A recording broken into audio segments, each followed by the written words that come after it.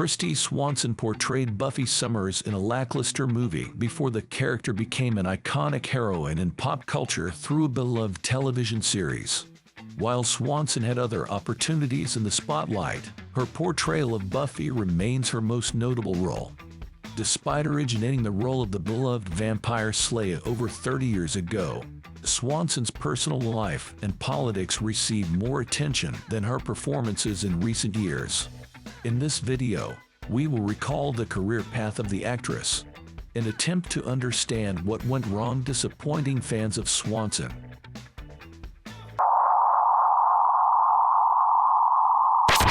From a young age, Swanson wanted to be on television, but her parents had no idea how to make their daughter's dream a reality. Swanson started off doing commercials as a little girl. The commercial jobs dipped when Swanson hit the ripe old age of 12. At 13, Swanson landed her first TV series, Dream Finders. In 2018, Swanson tweeted that she was molested as a child when she was 14. Kristy was denied a proper childhood, and that might explain some of her self-destructive behavior. Swanson completed her high school education at just 15 years old, largely under the guidance of on-set tutors. By the time she finished her formal education, she had already made several appearances on popular TV shows such as Cagney and Lacey and Alfred Hitchcock Presents, as well as a number of TV movies, including one where she co-starred with the renowned Art Carney. Her big break in film came with a role in John Hughes' Pretty in Pink, which she landed while playing a small part in Hughes' previous movie, Ferris Bueller's Day Off. Swanson then went on to star in two significant horror films, playing the lethal girl next door in Wes Craven's Deadly Friend, and originating the role of Kathy Dolenganger in the bizarre gothic horror movie, Flowers in the Attic. When Swanson was 16 years old, she met Alan Thicke on the Warner Brothers lot. They began dating the following year when Swanson was 17 and the Growing Pains star was 40. 2 years later, they were rumored to be engaged. While they were together, Swanson was primarily doing TV appearances on shows like The Hogan Family and, yes, Growing Pains. But Swanson was a bit too wild for the middle-aged actor. She was ordered to attend Alcoholics Anonymous meetings after pleading no contest to drunken driving charges in LA. Swanson's career began to take off in the 1990s, leading to a string of movie roles. One of her earliest was in Jim Abraham's Hot Shots, a Top Gun satire, where she played a female pilot who fit right in with the guys. This was actually her second movie with Charlie Sheen. However, Swanson's most significant movie role came in 1991 when she played a department store mannequin come to life in Mannequin 2, On the Move. She played opposite William Ragsdale, and her performance was convincing. The following year, Swanson landed the lead role of Buffy Summers in Buffy the Vampire Slayer, which could have been a huge hit given the popularity of co-star Luke Perry. However, the movie was a mixed bag and didn't perform well at the box office. Writer Joss Whedon left the set due to conflicts with Donald Sutherland and director Fran Rubel-Kuzwi, but he later created a TV spin-off to give his own spin on the story. Despite the disappointing performance of Buffy, Swanson continued to get roles. In 1993, she appeared in the sports drama The Program. The next year, she starred opposite Charlie Sheen in Adam Rifkin's action movie The Chase, and also co-starred in the indie comedy Getting In, which marked Doug Liman's directorial debut, and also starred Andrew McCarthy. The lead female role in the movie The Phantom, starring Billy Zane, was supposed to be a turning point for the actress. The film, which was based on a comic book about a superhero, had a budget of $45 million.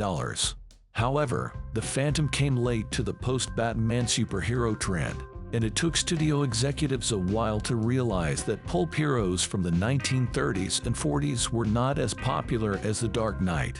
Unfortunately, like Buffy, The Phantom was another potential franchise that failed to succeed. Towards the end of the 1990s, it became evident that Swanson's career was losing momentum. She returned to TV movies in 1996 with Martial Law, followed by Bad to the Bone in 1997. On the big screen, she appeared alongside Joe Pesci in the crime comedy Eight Heads in a Duffel Bag, which was not a metaphorical title. During the late 90s, many of Swanson's movies were being released directly to video in the US. In 1998, she played a recurring role as Kyle Chandler's love interest on the third season of Early Edition. She had a small part in Adam Sandler's popular comedy Big Daddy in 1999. Her last appearance in a mainstream Hollywood movie was in the Ashton Kutcher comedy Dude, Where's My Car?, which was released in 2000. Swanson's career in the 21st century is a tale of unexpected twists and turns. By 2002, her movie career had essentially come to a halt. In an effort to create some buzz, she made the unconventional decision to pose for a nude pictorial in Playboy magazine. In 2010, Swanson starred in the Christian drama What If?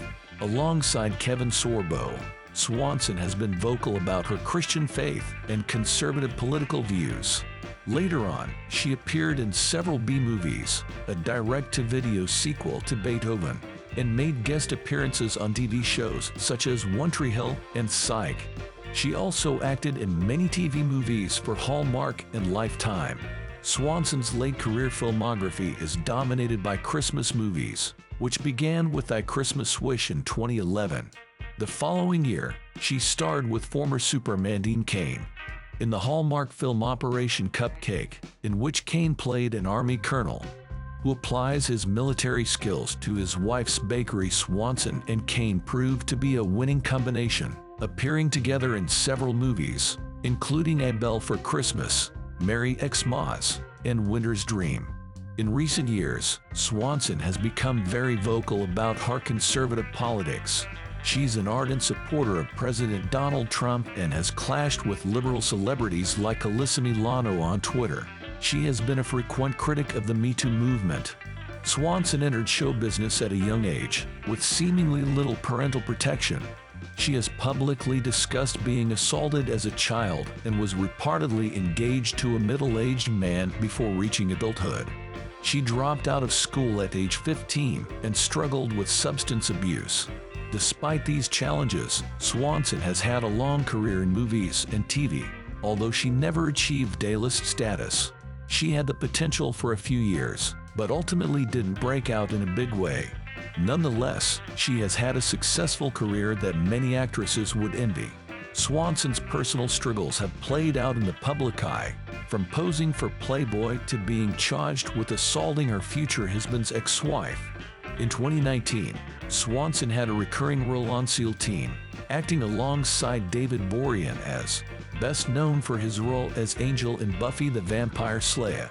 She has other projects in the works, though they will likely be released straight to video. Despite the ups and downs, Swanson remains active and continues to find work in the industry.